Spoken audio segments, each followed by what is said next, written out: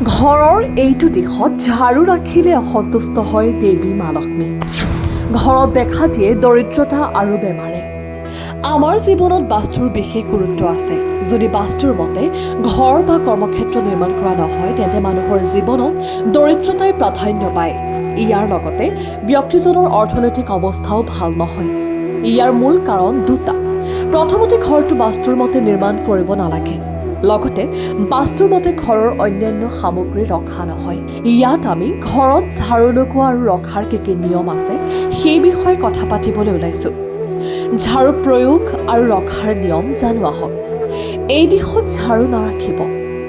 বাস্তুশাস্ত্ৰৰ মতে ভুলতে ঝাৰু কেতিয়াও উত্তৰ পূব দিশত ৰাখিব নালাগে, অন্যথা টকাৰ লোকচান হ'ব পাৰে। ইয়াৰ লগতে বাস্তু দোষো পোৱা যায়। লগতে ঝাৰু কেতিয়াও পাকঘৰত ৰাখিব নালাগে। এই দিশত ঝাৰু ৰাখক। ঝাৰু সদায় দক্ষিণ দিশত ৰাখিব লাগে। এনে কৰি ঘৰত সুখ আৰু সমৃদ্ধি বাস কৰে। ইয়াৰ লগতে দেৱী লক্ষ্মীৰ আশীৰ্বাদো আছে।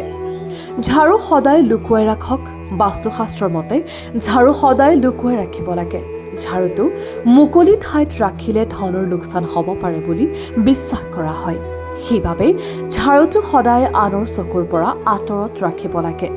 ঝাৰু থিয় কৰি নাৰাখিব। ঝাৰু থিয় কৰি ৰাখিব নালাগে।